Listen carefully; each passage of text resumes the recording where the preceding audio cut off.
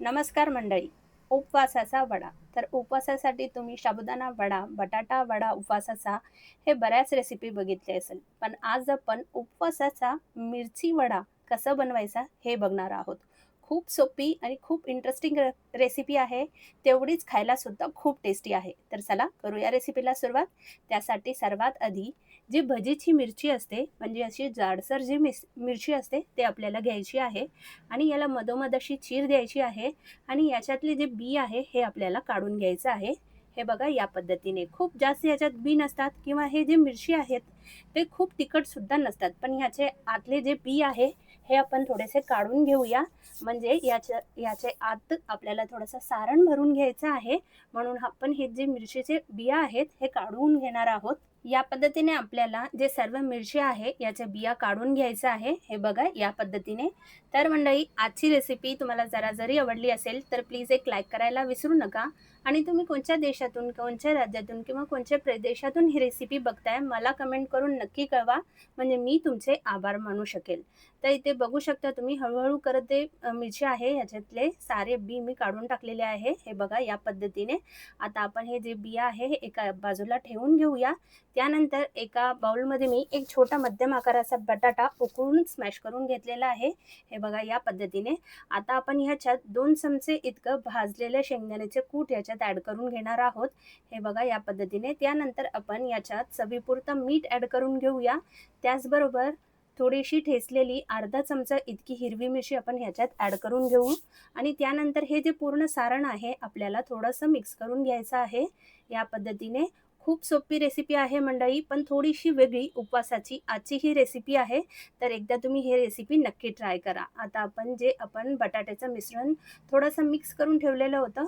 आता हे मिश्रण आपल्याला या पद्धतीने मिरच्याच्या आत भरून घ्यायचं आहे. म्हणजे हे खायला सुद्धा टेस्टी लागते. म्हणजे आतमध्ये थोडंसं सारण भरलं की अजून हे खायला चविष्ट लागते. याच पद्धतीने पूर्ण जे मिरची आहे याच्यात आपण हे सारण बटाट्याचं भरून घेऊया. हे बघा या पद्धतीने. तर त्यानंतर आपण अजून एक ट्विस्ट हे मिरचीच्या वडेमध्ये आज आपण करणार आहोत. तर ती ट्विस्ट काय आहे हे मी तुम्हाला पुढे सांगणारच आहे. तर हे बघा या पद्धतीने सर्वात आधी आपण ह्याच्यात हे पूर्ण सारण जे आहे ते पूर्ण मिरच्यांमध्ये आपण भरून घेतलेलं आहे. हे बघा या पद्धतीने. त्यानंतर आता मी इथे घेतलेला आहे भिजवून घेतलेला साबुदाणा. याला मी एक 4 ते 5 तास छान असं भिजवून घेतलेलं आहे. तुम्ही बघू शकता जे साबुदाणा आहे छान मऊ झालेला आहे. आता आपण ह्याच्यात एक मध्यम आकाराचा बटाटा छान उकळून स्मॅश करून याच्यात ॲड करून घेऊया.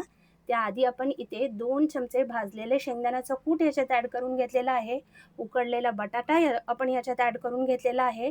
2 हिरव्या मिरच्या बारीक चिरून घेतलेला आहे. त्याचबरोबर अर्धा चमचा इतकं जिरे, चवीपुरतं मीठ आपण ह्याच्यात ॲड करून घेतलेलं आहे.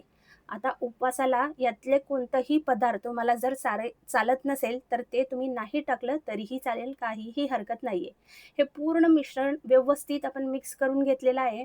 हाताला थोडासा पाण्याचा हात लावून घ्यायचा आणि या पद्धतीने थोडंसं हळू करत आपल्याला हे असं चपटी याची अ, अ, चपट्या असं हातावर असं आपल्याला हे चपटं करून घ्यायचं आहे. हे बघा या पद्धतीने. जर हाताला चिटकत असेल तर थोडंसं तेलाचा हात किंवा पाण्याचा हात लावला तरीही चालेल, काहीही हरकत नाहीये.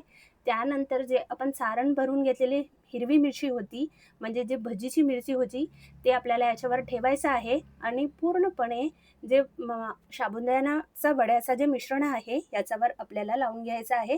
हे बघा या पद्धतीने. तर ही थोडंसं वेगळ्या ट्विस्टने आज आपण मिरचीचे वडे म्हणजे उपवासाचे वडे बनवणार आहोत.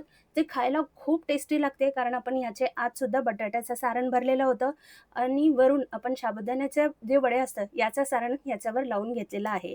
तर याच पद्धतीने पूर्ण वडे आपण याच पद्धतीने तयार करून घेऊया, म्हणजे याच्यावर आपण लावून घेऊया. हे बघा या पद्धतीने थोडीशी वेगळ्या पद्धतीने आज आपण उपवासाची ही रेसिपी बनवणार आहोत मंडळी.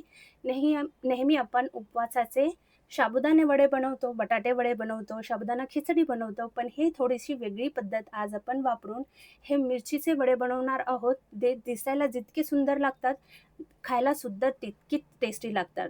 तर थोडीशी वेगळी पद्धत तुम्ही सुद्धा एकदा नक्की ट्राय करा आणि कशी वाटली रेसिपी कमेंट करून नक्की कळवा. याच पद्धतीने आपण पूर्ण जे मिरच्या आहे, हे आपण तयार करून घेऊया. हे बघा या पद्धतीने मी पूर्ण मिरच्याच्या वर हे जे साबुदाण्याचा आवरण आहे ते लावून घेतलेलं आहे. हे बघा दिसायला किती सुंदर दिसत आहे. तळल्यानंतर सुद्धा हे दिसायला खूप छान लागतं आणि तितकंच खायला सुद्धा टेस्टी लागतं. दुसऱ्या बाजूला मी तेल गरम करत ठेवलेलं होतं. तेल आपल्याला थोडंसं मध्यम गरम करून घ्यायचं आहे. एकदा व्यवस्थित तेल गरम झालं, की गॅसची फ्लेम मध्यम टू लो ठेवायची आणि याच्यात हळू करत जे मिरच्या आपण साबुदाण्याचं मिश्रण लावून घेतलेलं होतं, ते याच्यात सोडत जायचं आहे. एका वेळी 2 ते 3च मिरच्या आपल्याला तळून घ्यायच्या आहे. खूप जास्त मिरच्या आपण तेलात सोडणार नाही आहोत, कारण साबुदाणा आहे ते एकमेकाला चिटकून जातं, म्हणून हळू करत 1-2 मिरच्या आपण याच्यात ॲड करून घेऊया आणि छान खरपूस रंग म्हणजे गोल्डन ब्राउन रंग येईपर्यंत आपल्याला हे तळून घ्यायचं आहे. एका वेळी आपण एकदाच हे तळून घेणार आहोत. एकदा आपण तेलात टाकलं, की सारखं-सारखं आपल्याला हे तळायचं नाहीये, म्हणजे झारा लावायचा नाहीये, नाहीतर हे फुटू सुद्धा शकतात. म्हणून एका बाजूला व्यवस्थित तळून झाले, की याला पुन्हा दुसऱ्या बाजूला आपल्याला फिरवून घ्यायचं आहे असं झाऱ्याच्या मदतीने आणि मस्त गोल्डन ब्राउन कलर येईपर्यंत हे तळून घ्यायचं आहे. तर थोडीशी वेगळी पद्धत आहे मंडळी.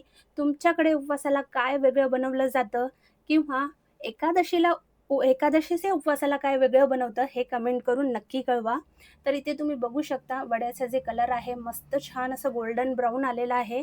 याच पद्धतीने आपण हे जी मिरची आहे गोल-गोल फिरवत मस्त गोल्डन ब्राउन कलर येईपर्यंत तळून घेऊया. हे बघा मस्त कलर येतं आणि काहीही फुटत नाहीये आणि आतली मिरची सुद्धा मस्त मऊ होते, म्हणजे खायला तितकीच टेस्टी लागते. कलर इथे तुम्ही बघू शकता मस्त छान आलेला आहे. याच पद्धतीने आपण पूर्ण जे मिरच्या आहे म्हणजे मिरच्याचे वडे आहे हे तळून घेऊया. तर इथे मी 2 सर्वात आधी हे वडे बनवून तयार करून घेतलेले आहे, तळून घेतलेले आहे. आता आपण लगेच सर्व्ह करून घेऊया.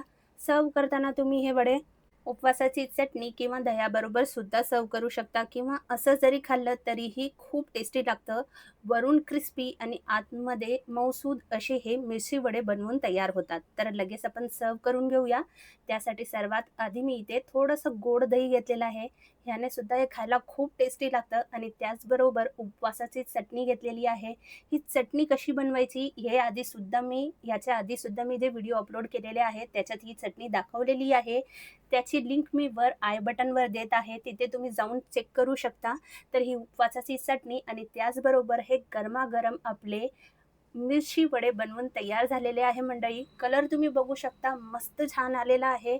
त्याचबरोबर खायला तितकीच टेस्टी लागते. एक मिरचीचे वडे मी इथे तुम्हाला तोडून सुद्धा दाखवते. वरून अगदी क्रिस्पी आणि आतमध्ये मस्त मऊ असे हे वडे बनवून तयार होतात. नेहमी आपण साबुदाणे वडे तर बनवतच असतो, पण एकदा थोडंसं वेगळी पद्धत म्हणून तुम्ही हे मिरचीचे वडे सुद्धा एकदा नक्की ट्राय करा. हे बघा वरून मस्त क्रिस्पी दिसत आहे. त्याचबरोबर आतमध्ये मस्त मऊसूद सुद्धा आहे. तर आता आपण एक वडे तुम्हाला मी तोडून सुद्धा दाखवते. इथे हे बघा या पद्धतीने मस्त मऊसूद आपले हे वडे बनवून तयार होतात. तर मंडळी कशी वाटली आजची रेसिपी कमेंट करून नक्की कळवा. व्हिडिओ आवडला असेल तर व्हिडिओला लाईक करा, शेअर करा आणि सबस्क्राईब करायला विसरू नका. तर चला पुन्हा भेटूया. असे छान रेसिपी मी तुमच्यासाठी घेऊन येत राहणार आहे. तोपर्यंत मस्त खा, स्वस्त राहा आणि सर्वात महत्त्वाचं म्हणजे आनंदी राहा. धन्यवाद.